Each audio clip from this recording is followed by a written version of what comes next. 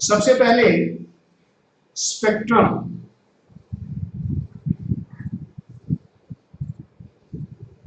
Spectrum का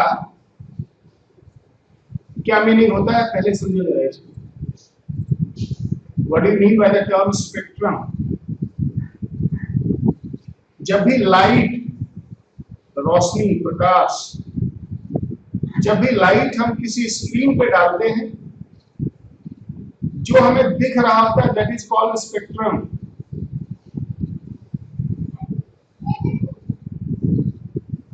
theatre में जाते हो, मल्टीप्लेक्स में जाते हो, आपको जो सामने स्क्रीन पे दिख रहा होता है, आपको पता है पीछे से लाइट पड़ रहा होता है, आप एक स्पेक्ट्रम देख रहे होते हो। The spectrum is nothing but observing light on a screen. Light का रिफ्लेक्शन आप स्क्रीन पे ऑब्जर्व कर रहे हो। अब जरा जिस स्पेक्ट्रम की हम बात करने जा रहे हैं, उसके पहले हम व्हाइट लाइट को थोड़ा सा जाने। एक सेकेंड, व्हाइट लाइट किसको कहते हैं? सनलाइट को जानते हो?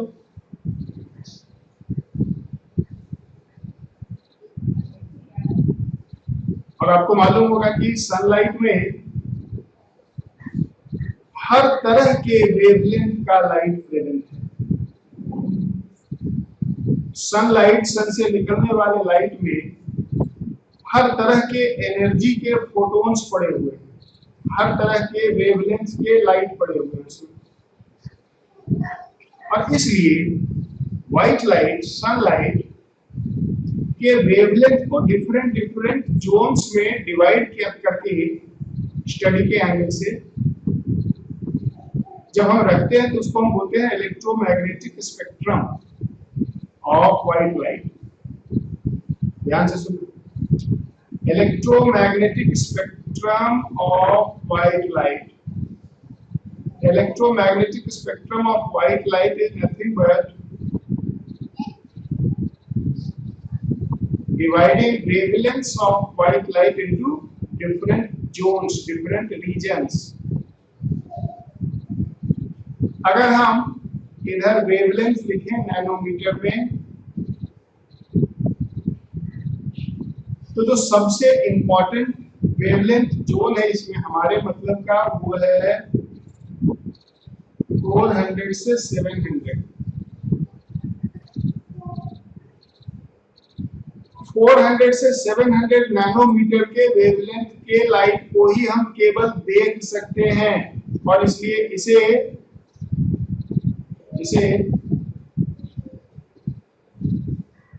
विजिबल लाइट कहा जाता है। हम किसी भी लाइट को नहीं देख सकते। We can see only lights of wavelength between 400 and 700 nanometer. 400 and 700 nanometer के बीच अगर लाइट का वेवलेंथ है, then only human eyes can detect those lights, और उसे हम विजिबल लाइट कहते हैं।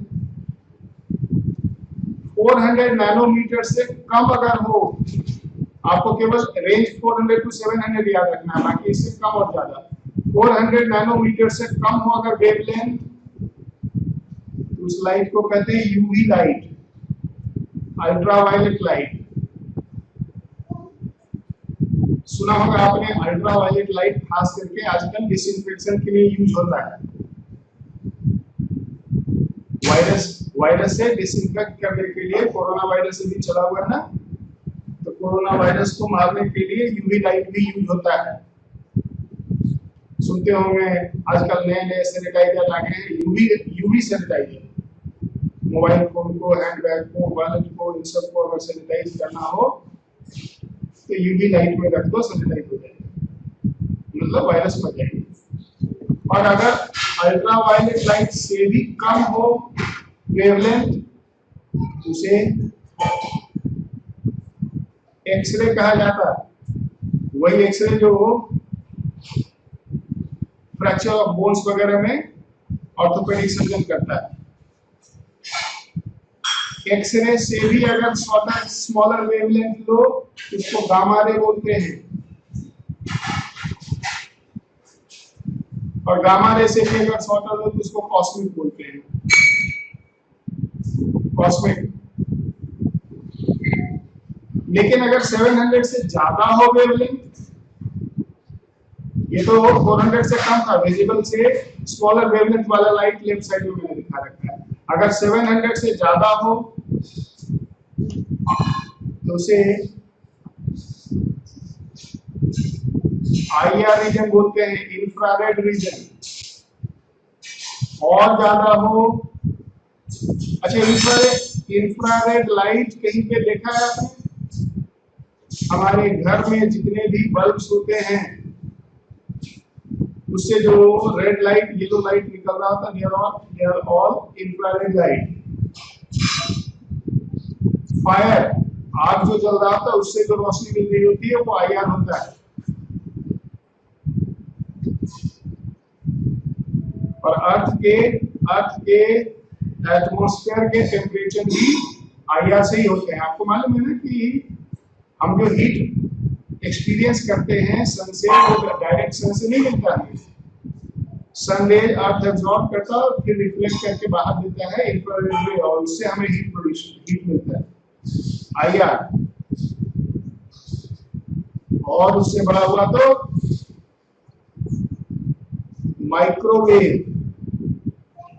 माइक्रोवेव ओवन, और उससे भी ज्यादा हुआ तो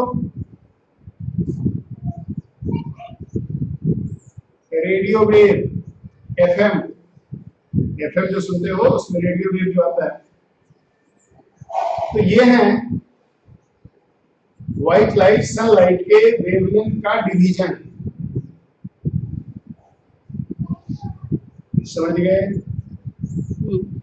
अब आगे, क्योंकि देखो स्पेक्ट्रम को अगर समझना है तो हर एंगल से पहले फंडामेंटल्स को समझना पड़ेगा, तब जाके हाइड्रोजन एटम का स्पेक्ट्रम हम समझ पाएंगे। अब जिस स्क्रीन पे हम स्पेक्ट्रम को ऑब्जर्व करते हैं, जरा सा उस स्क्रीन की प्रॉपर्टी एक सेकंड के लिए समझो। एक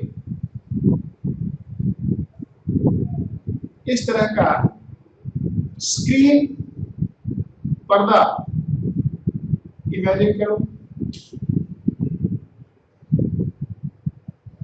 ये खास तरह का स्क्रीन होता, ऑर्डिनरी पर्दा नहीं होता जिसपे हम एमिशन स्पेक्ट्रम को स्टडी करते हैं। इस स्क्रीन की क्या प्रॉपर्टी होती है बच्चे, कि सपोज करो इस स्क्रीन पे मैं कुछ इस तरह के लाइंस को ड्रॉ करता हूं। ध्यान से देखिए,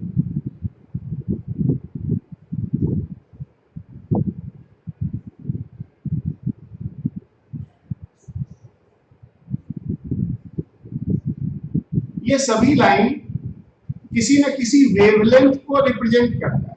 मैं कुछ वेवलेंथ को यहाँ पे लिखता हूँ, से 300 नैनोमीटर। अब इसके बाद 310, 310, 320, 330, 10-10 का इंटरवल ले लिया। 340, 350, 360, 370, 380, 390, 400, 410।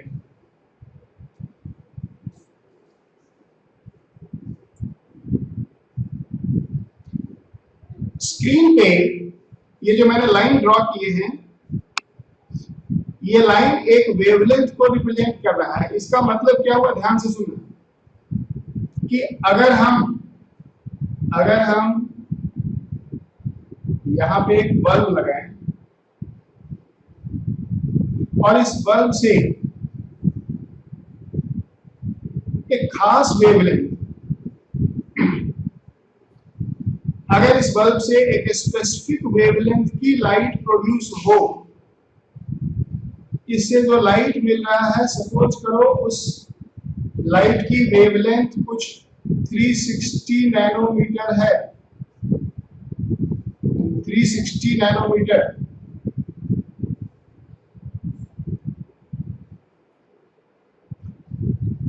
तो स्क्रीन की प्रॉपर्टी क्या है, जिस वेवलेंथ का लाइट उस स्क्रीन पे पड़ेगा सिर्फ उसी वेवलेंथ वाला लाइन ब्राइट हो जाएगा। समझ रहे हैं?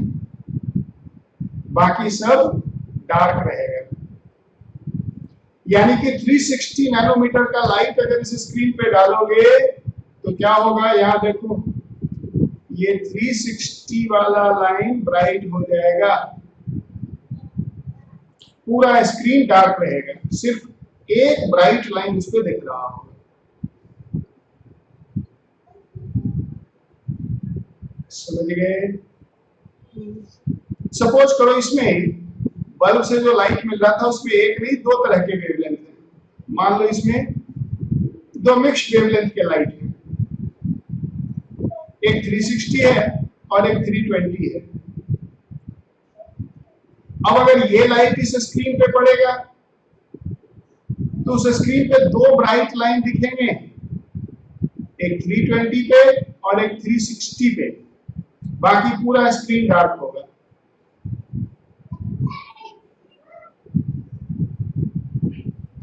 समझ गए सब लोग? अभी मैं सिर्फ आपको स्क्रीन के बारे में बता रहा हूं कि वो स्क्रीन कैसा होता है। स्क्रीन डिफरेंट वेवलेंथ रीजन को रिप्रेजेंट करता और स्क्रीन पे जिस वेवलेंथ का लाइट पड़ेगा वही वेवलेंथ वाला लाइन केवल ब्राइट हो जाएगा और बाकी का पूरा स्क्रीन डार्क रहेगा। आपने स्पेक्ट्रम समझा? स्पेक्ट्रम क्या है? लाइट को ऑब्जर्व करना है स्क्रीन पे। स्क्रीन क्या है? स्क्रीन एक खास तरह का सरफेस है जिस सरफेस पे डिफरेंट रीजन में डिफरेंट वेवलेंथ का लाइट एब्जॉर्ब होता है। अगर उस वेवलेंथ का लाइट उस स्क्रीन पे डालोगे तो वो पोर्शन ब्राइट हो जाएगा, बाकी पूरा डार्क रहेगा।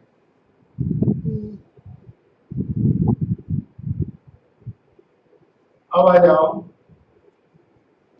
स्पेक्ट्रम। स्पेक्ट्रम 3 टाइप्स के होते हैं।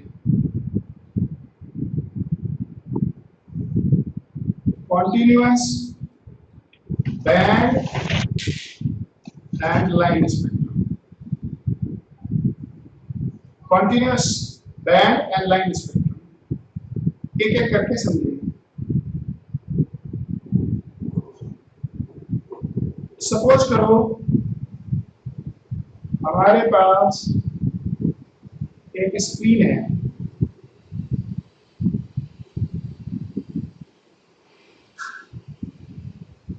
ध्यान से। अब इस स्क्रीन की क्या प्रॉपर्टी है? अगर इस पे एक सिंगल वेवलेंथ वाला लाइट डालोगे तो एक लाइन मिलेगा, एक ब्राइट लाइन मिलेगा। अगर लाइट में दो तरह के वेवलेंथ है, मिक्स्ड वेवलेंथ है, तो दो लाइन मिलेगा। 5 तरह के अगर वेवलेंथ है उस लाइट में तो 5 ब्राइट लाइन मिलेगा। लेकिन अगर इस पे सीधा सीधा व्हाइट लाइट ही डाल दें तो क्या होगा? कौन बता सकता है? अगर व्हाइट लाइट डालोगे तो व्हाइट लाइट में तो सभी तरह के वेवलेंथ होंगे। व्हाइट लाइट में तो सारे ही वेवलेंथ हैं। सनलाइट तो व्हाइट लाइट में तो सारे ही वेवलेंथ है, तो क्या होगा? पूरा का पूरा स्क्रीन ब्राइट हो जाएगा, पूरा का पूरा स्क्रीन ग्लो करने लगेगा। बताओ करने लगेगा कि नहीं? पूरा स्क्रीन ब्राइट हो जाएगा। The whole screen will become bright. सही है ना?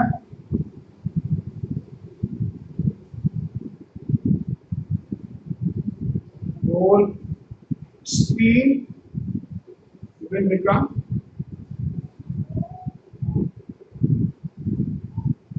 bright. ऐसे स्पेक्ट्रम को हम कॉन्टिन्यूअस स्पेक्ट्रम कहेंगे, जिसमें लाइन नहीं दिखे, कॉन्टिन्यूअस ब्राइटनेस दिखे। क्या कहेंगे इसको हम? Continuous spectrum in which lines cannot be resolve का मतलब सेपरेट करना।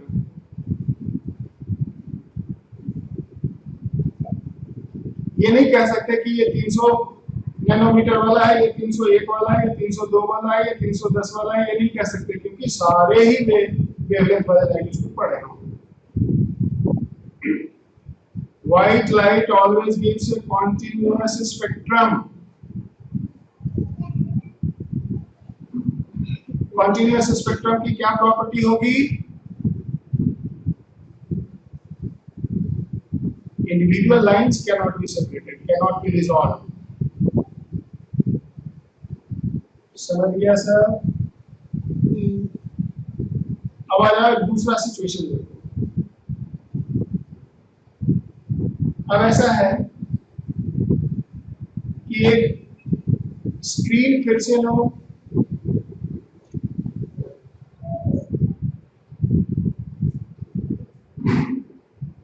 और इसके सामने एक बल्ब लगाओ, बल्ब से लाइट प्रोड्यूस होगा।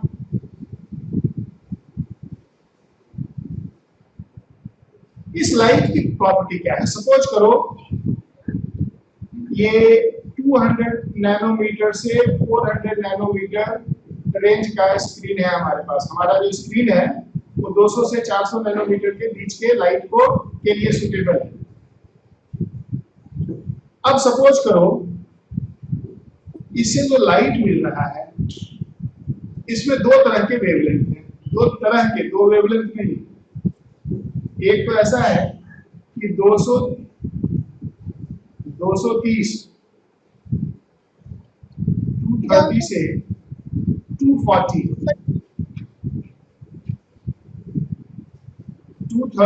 240 नैनोमीटर, ध्यान से सुनना, 230 से 240 नैनोमीटर के बीच का लाइट, बीच के वेवलेंथ के सब लाइट प्रोड्यूस हो रहा है।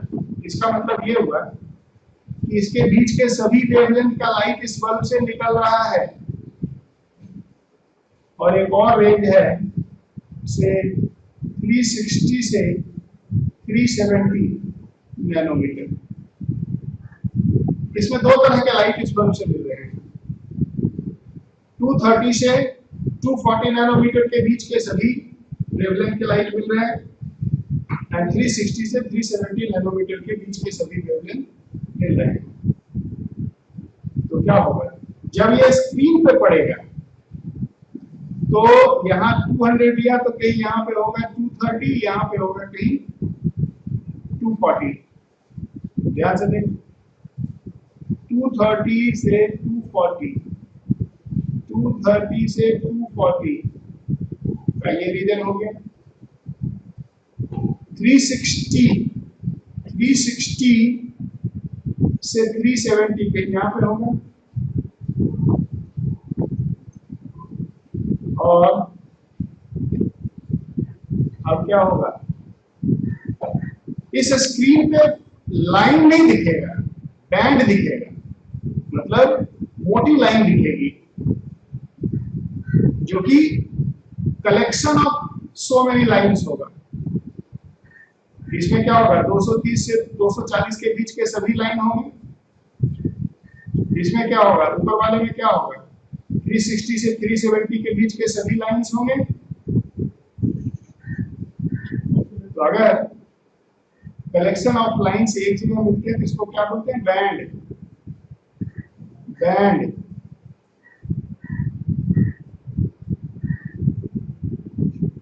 कलेक्शंस ऑफ several lines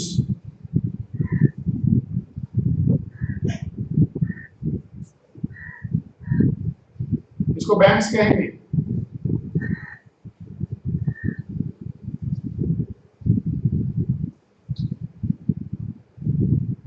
और इस स्पेक्ट्रम को कहेंगे band spectrum. This is giving band spectrum.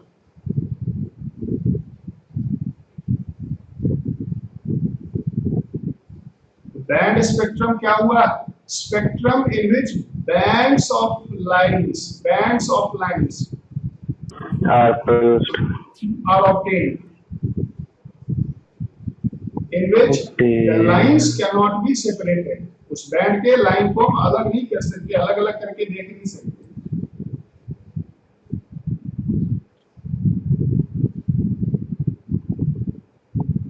Band spectrum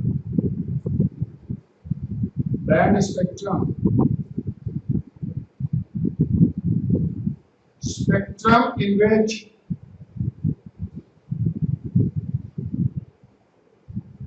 bands of light are obtained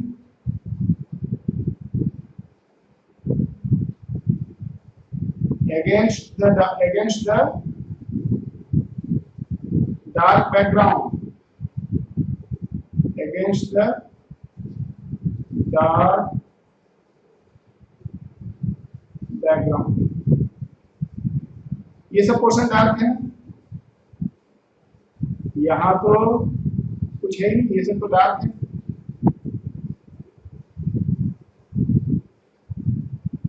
ये डार्क है.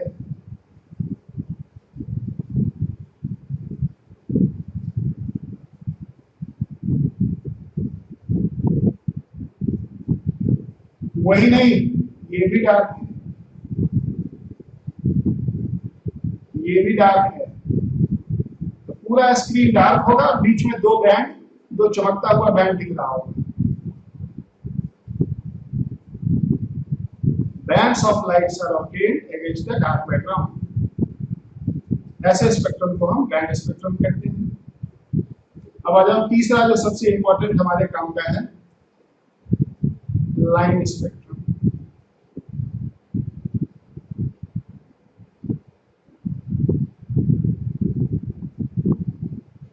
अगर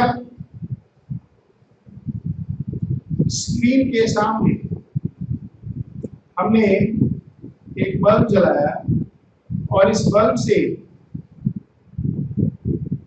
जो लाइट मिल रहा है उसमें कुछ खास ही वेवलेंथ है, एक भी हो सकता है, दो भी हो सकता है, तीन, मान लो इसमें से λ1, λ2, λ3, 3 डिफरेंट टाइप ऑफ वेवलेंथ का लाइट इससे प्रोड्यूस हो रहा है.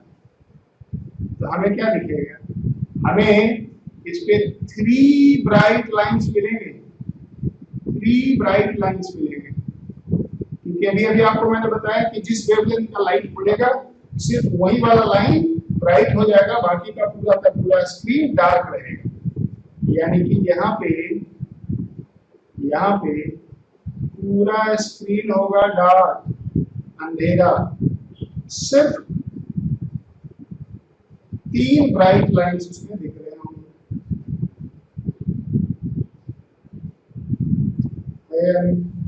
सिर्फ 3 ब्राइट लाइंस उसमें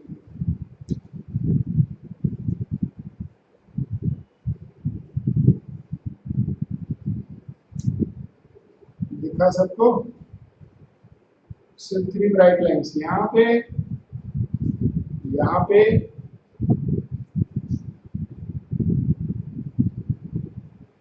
और यहाँ पे. तो इसे क्या बोलेंगे? Line spectrum. तो लाइन स्पेक्ट्रम क्या हुआ? Spectrum in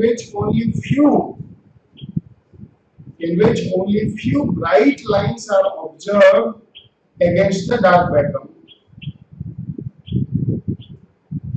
Only few bright lines are observed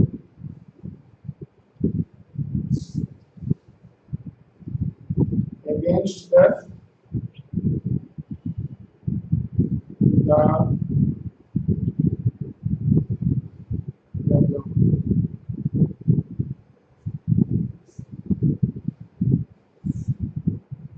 वैसे स्पेक्ट्रम को हम लाइन स्पेक्ट्रम कहते हैं.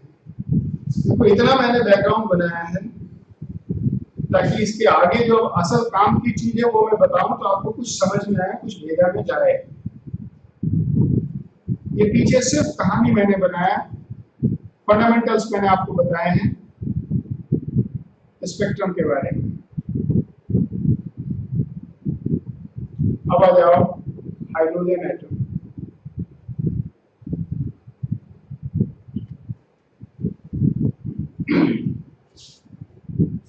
अगर हम एक sample of hydrogen atom consider करें, एक हाइड्रोजन एटम का सैंपल कंसीडर करें जिसमें एक फ्लास्क ले लिया, कांच का एक फ्लास्क ले लिया जिसमें ढेर सारे हाइड्रोजन एटम हैं, और ये एक्साइटेड हाइड्रोजन एटम्स जिसमें m सपोज करो 4 है, यानी कि इलेक्ट्रॉन कहाँ है, फोर्थ ऑर्बिट में।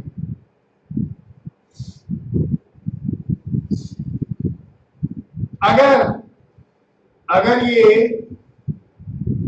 डी एक्साइट होकर ग्राउंड स्टेट में आता है,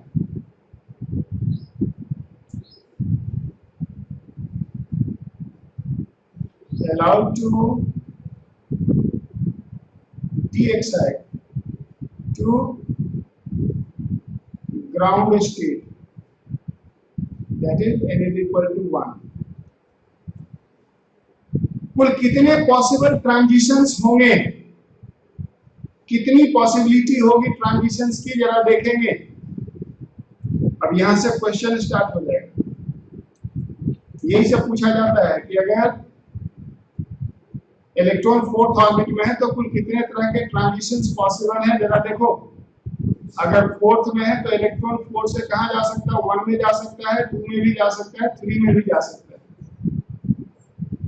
जा सकता है कि नहीं? अरे जा सकता है। जब थर्ड में आ गया तो उसके पास क्या ऑप्शन है, वो फर्स्ट में जा सकता है, सेकंड में जा सकता है, और जो सेकंड में है उसके पास एक ही ऑप्शन है, फर्स्ट में जा सकता है। ये देख लो, मैंने कुल पॉसिबल ट्रांजिशंस दिखा दिए आपको। They are the possible transitions. और आपको पता है कि हर ट्रांजिशन में कुछ एनर्जी रिलीज होता है, और वो energy in the form of light release होता है, जिसका कुछ वेवलेंथ होता है। यानी कि ये जो सैंपल है, ये जब डी एक्साइट करेगा तो इससे जो लाइट निकलेगा, उस लाइट मिक्सचर में कितने तरह के वेवलेंथ होंगे, उसमें देखो 1 2 3 4 5 6 टाइप के वेवलेंथ होंगे। हर ट्रांजिशन का करस्पॉन्डिंग एक वेवलेंथ होगा। अरे होगा कि नहीं? ऑनेस्टली बताओ, मैंने क्या बताया ये समझ में आया कि अगर हाइड्रोजन एटम फोर्थ ऑर्बिट में है तो उसके फर्स्ट ऑर्बिट में आने के कितने पॉसिबल रास्ते हो सकते हैं? तो 4 से सीधा 1 में आ सकता है, या 2 में आ सकता है, या 3 में आ सकता है। 1 में आ गया तो मर गया, लेकिन 2 और 3 में है तो अभी भी ऊपर है। उनके लिए क्या पॉसिबिलिटी है? तो थर्ड वाला 1 में जा सकता है, 2 में जा सकता है, सेकंड वाला 1 में जाएगा। तो इतने पॉसिबिलिटी हैं। पॉसिबल ट्रांजिशंस कितने हुए? 6। यानी कि इसके सामने जब आप स्क्रीन रखोगे, विल गिव 6 ब्राइट लाइन।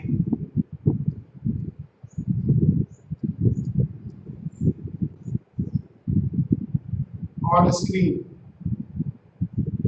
पे 6 ब्राइट लाइन है। एक बार और,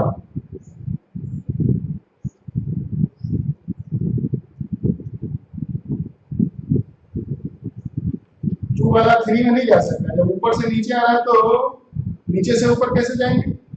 हायर से लोअर में आएगा ना जी।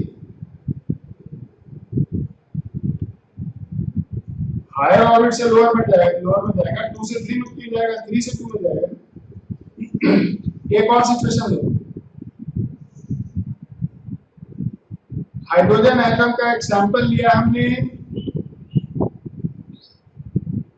इस बार मान लो हाइड्रोजन एटम इस बार मान लो हाइड्रोजन एटम कहाँ है, n इज इक्वल टू मान लो 5 में, नंबर ऑफ पॉसिबल ट्रांजिशंस आप ट्राई करो एक मिनट, ये तो सिंपल है, तो सीखे होंगे। फिफ्थ ऑर्बिट में है तो फर्स्ट ऑर्बिट में कितने रास्ते से वो आ सकता है फाइनली, चेक करके बताओ, काउंट करो ना, अभी भी तो आपको दिखा है कि कैसे ट्रांजिशन काउंट करते हैं।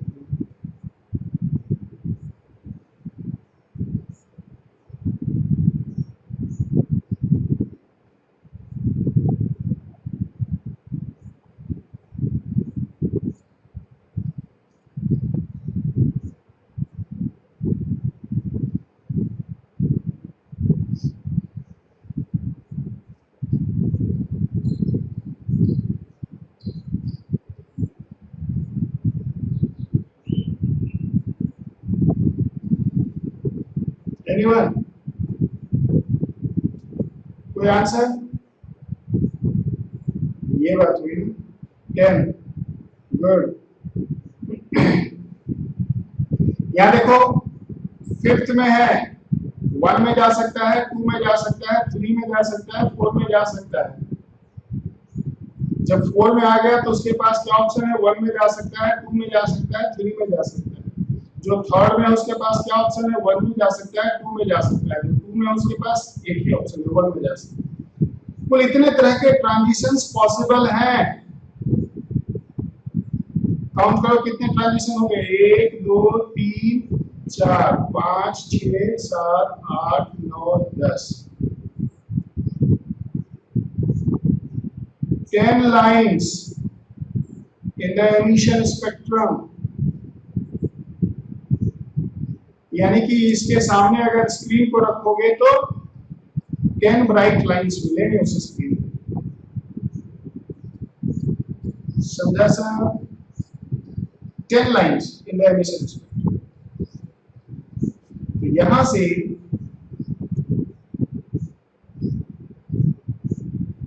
से एक फॉर्मूला मैं आपको देता हूं कि general formula if electron from higher orbit n returns to ground state,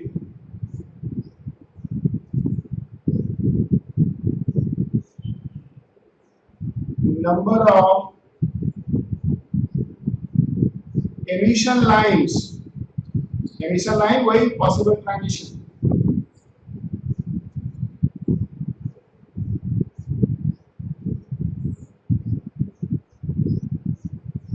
number of emission lines, number of emission lines बच्चे हमेशा होगा n into n minus 1/2।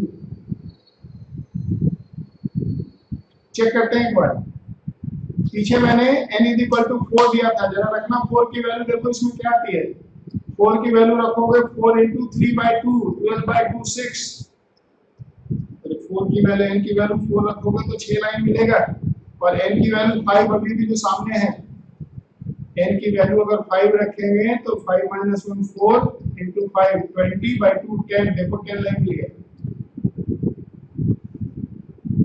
समझा क्या? नंबर ऑफ एमिशन लाइंस हमेशा n into n minus 1/2 होगा। यहाँ पे n क्या है, हाईएस्ट ऑर्बिट नंबर। अगर कोई एक्साइटेड सैंपल ग्राउंड स्टेट में आता है तो कुल ट्रांजिशंस कितने तरह के होंगे, जितने तरह के होंगे उतने ही तरह के ग्रेडियंट प्रोड्यूस होंगे और उतने ही लाइन स्पेक्ट्रम पर दिखेगा। समझ गया? अब इसके बाद नंबर ऑफ एमिशन लाइंस आ गया,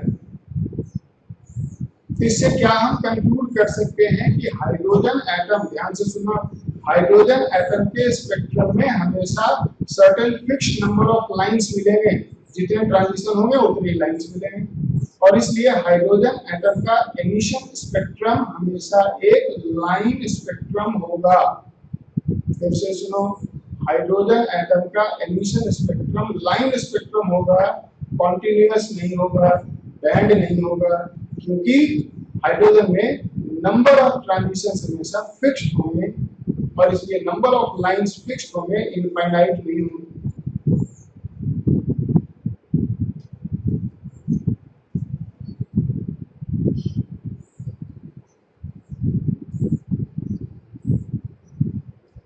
Emission spectrum of hydrogen atom is always a line spectrum. Hydrogen atom का emission spectrum हमेशा लाइन स्पेक्ट्रम। अब अगर हम ट्रांजिशन वेवलेंथ का इक्वेशन फिर से लिखें, कल वाला इक्वेशन, रीडबर्ग इक्वेशन बताओ क्या था? 1 upon lambda is equal to RH into Z square, 1 upon N1 का स्क्वायर माइनस 1 upon N2 का स्क्वायर, यही था ना?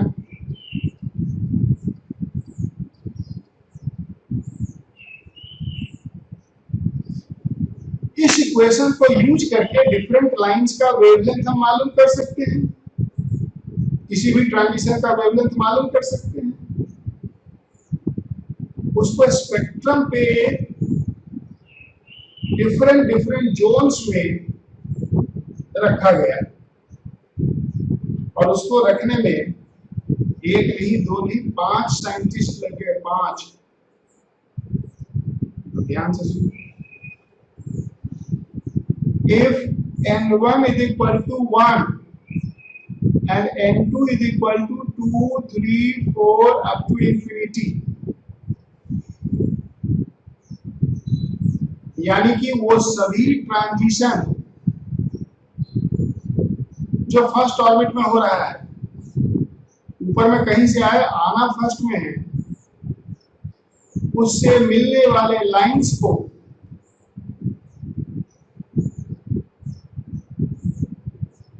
लेमन्स लाइन कहते हैं। लेमन साइंटिस्ट का नाम है। कोई आपसे पूछे लेमन ट्रांजिशन क्या हुआ?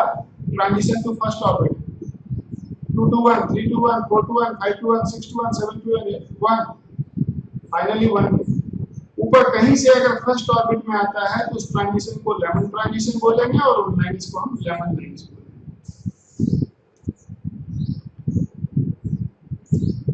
If n1 is equal to 2, अब ये सब देखो ऐसे ऐसे 5 नाम आने जा रहे हैं जो आपको याद रखना है। अगर n1 का वैल्यू 2 है और n2 का वैल्यू 3, 4, 5 अप टू इंफिनिटी अगर है,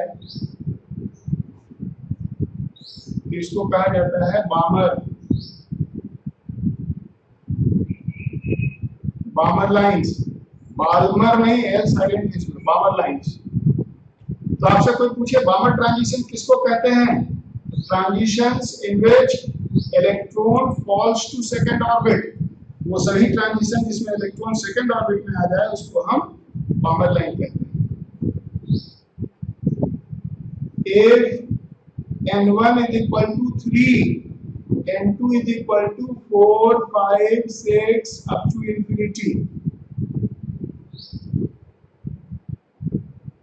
वो सभी ट्रांजिशन जिसमें फाइनली इलेक्ट्रॉन थर्ड ऑर्बिट में आए, उसको स्टडी किया scientist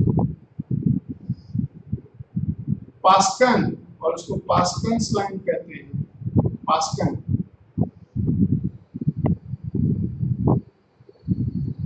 If n1 is equal to 4, n2 is equal to 5, 6, 7 up to infinity, वो सभी ट्रांजिशंस जिसमें फाइनली इलेक्ट्रॉन फोर्थ ऑर्बिट में आता है उसको बोलते हैं ब्रैकेट लाइंस। साइंटिस्ट ब्रैकेट नाम था आदमी का, ब्रैकेट। और अगर N1 5 हो और N2 6, 7, 8 इंफिनिटी, यानी कि 6 to 5, 7 to 5, 8 to 5, इन सभी ट्रांजिशंस को क्या कहते हैं?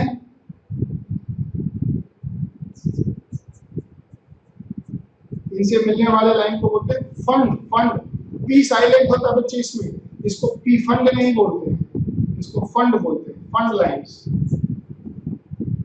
अगर एक बार फास्ट में याद करते हैं 1 2 3 4 5, 1 2 3 4 5 Lyman Balmer Paschen Brackett Pfund. 1 में आया तो लेमन, 2 में आया तो बाबर, 3 में आया तो पास्कल, 4 में आया तो ब्रैकेट, 5 में आया तो फंड। समझ गया? Lyman line, Balmer line, Paschen line, Brackett line, Pfund line. ऐसे कितने पूछ रहा है विशाल? बस यही 5 ही है, बस 5 के आगे नहीं देख याद करना, 5 तक। Lyman Balmer Paschen Brackett Pfund. अब इसमें क्वेश्चन कैसा पूछा जाएगा? एक ही टाइप का क्वेश्चन पूछा जाता है, एक मैं कराता हूं, फिर एक आपको प्रैक्टिस के लिए दे देंगे। देखो जरा, क्वेश्चन है determine maximum wavelength, maximum wavelength in the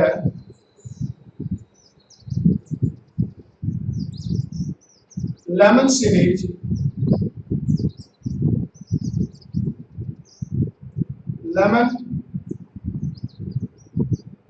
of hydrogen atom। ध्यान से सुनना, मैक्सिमम वेवलेंथ हमें निकालना है लेमन सीरीज में। तो सबसे पहले तो हम लेमन सीरीज के लिए रीडबर्ग इक्वेशन लिखेंगे।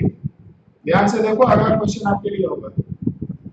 लेमन सीरीज के लिए हम रीडबर्ग इक्वेशन लिखेंगे। क्या लिखेंगे? 1/λ = RH, हाइड्रोजन है तो Z1, 1/N1 का स्क्वायर, N1 1 है लेमन सीरीज के लिए, -1/N2 का स्क्वायर। N2 अभी पता नहीं है, कुछ भी हो सकता है, 2 3 4 5, लेकिन N1 तो फिक्स है लेमन सीरीज में 1। हमने लिख दिया रीडबर्ग इक्वेशन। चलो इसको सिंपल तरीके से लिखते हैं, RH into 1 minus 1/N2 का स्क्वायर, ये बना। अब इसके बाद सिंपल सा अलजेब्रिक बात है, सुनना ध्यान से और समझना। अपने को चाहिए maximum wavelength, lambda maximum. Lambda maximum अगर लोगे तो बताओ ये वाला मिनिमम होना चाहिए कि नहीं? अगर डिनोमिनेटर में है ना मैक्सिमम, तो अगर डिनोमिनेटर को मैक्सिमम करोगे तो 1/λ हो जाएगा मिनिमम। तो 1/λ मिनिमम का मतलब ये टर्म मिनिमम चाहिए। ये मिनिमम कब होगा? जब ये होगा मैक्सिमम।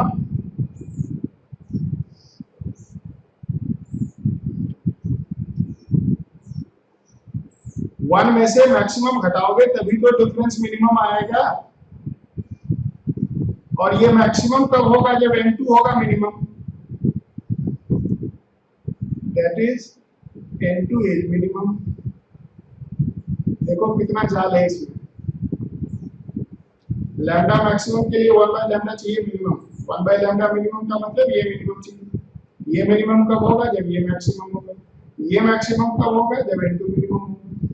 यानी कि N2 = 3, N2 = 2। लेमन सीरीज में N2 का मिनिमम वैल्यू 2 होता है। N2 की वैल्यू जब 2 रखोगे तो मैक्सिमम वेवलेंथ आएगा। क्या आएगा? RH into 1 minus 1/2 का square, RH 1 minus 1/4, so 3RH/4। तो लैम्डा मैक्सिमम क्या हो जाएगा? 4/3RH। क्या लिखेंगे इसको?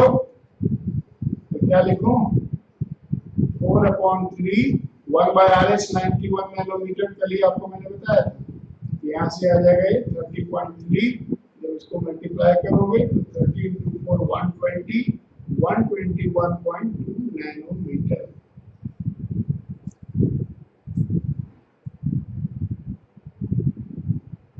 ये आ गया हाइड्रोजन एटम में लेमन सीरीज में मैक्सिमम वेवलेंथ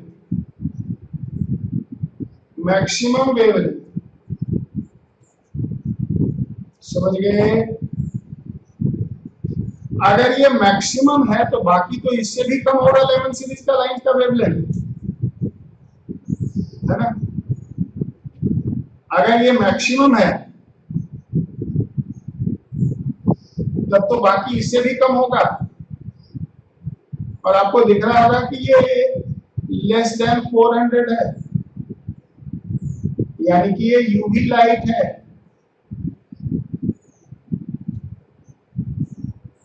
विजिबल से कम को यूवी बोला था ना, तो क्या कहेंगे कि हाइड्रोजन एटम के लिए लेमन लाइन यूवी रीजन में होता है, अल्ट्रावायलेट रीजन में होता है। So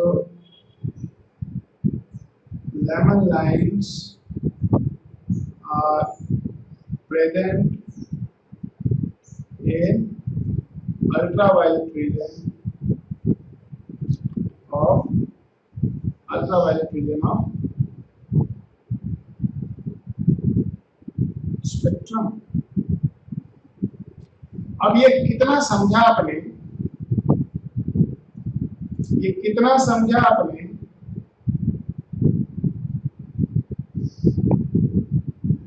इसे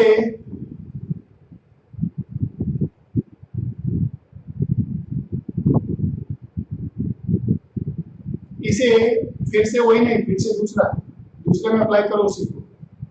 इसे एक बार रिपीट करो, डिटरमिन मैक्सिमम एंड मिनिमम, इस बार दोनों, and minimum lambda in the बामर series of hydrogen atom, बामर series of hydrogen.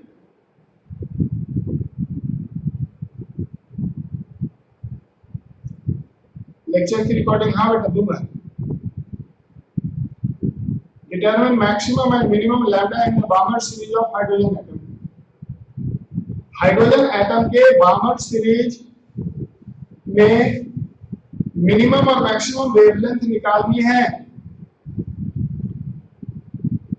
देखो जो रिपीट करने को कह रहा था, क्या लिखेंगे? Read equation 1 upon lambda is equal to RH, hydrogen है तो Z1 1 अपॉन बामर में N12 होता माइनस N2 का square, so it is RH into 1 upon 4 minus 1 upon N2 का स्क्वायर।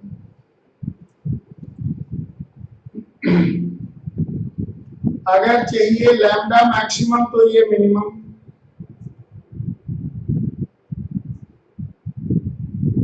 अगर लैम्डा चाहिए मैक्सिमम तो 1 by lambda minimum.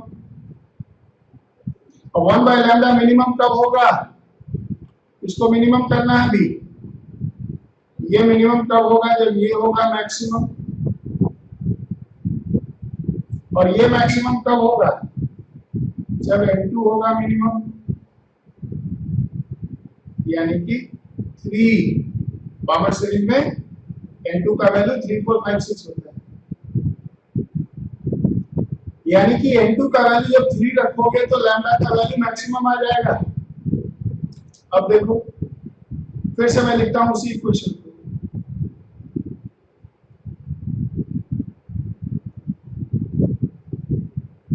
One upon lambda is equal to RH into 1 upon 4 minus 1 upon N2 का square. अगर lambda minimum है, ऊपर maximum था, अगर लैम्डा मिनिमम है तो ये हो जाएगा मैक्सिमम। डिनोमिनेटर में है मिनिमम तो वैल्यू हो जाएगा मैक्सिमम।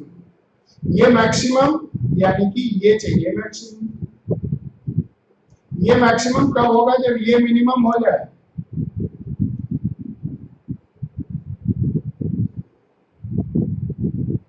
और ये मिनिमम कब होगा? Eight n2 maximum. n2 का वैल्यू जब मैक्सिमम लेंगे तो 1/n2 स्क्वायर मिनिमम हो जाएगा। n2 का मैक्सिमम वैल्यू क्या हो सकता है? इंफिनिटी। देखो जैसे ही आप n2 का वैल्यू इंफिनिटी रखोगे, ये वाला टर्म हो जाएगा 0, ये टर्म हो जाएगा 0, ये रह जाएगा RH/4।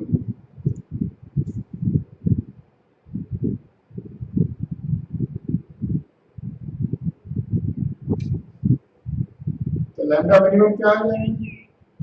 लैम्डा मिनिमम हो जाएगा 4/RH।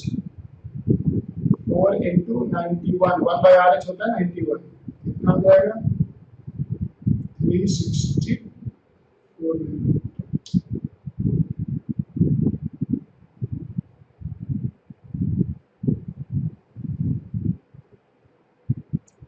364 नैनोमीटर आ गया मिनिमम। मैक्सिमम मैक्सिमम कितना होगा? बिल्कुल सही निकाला है सुनिए। मैक्सिमम आएगा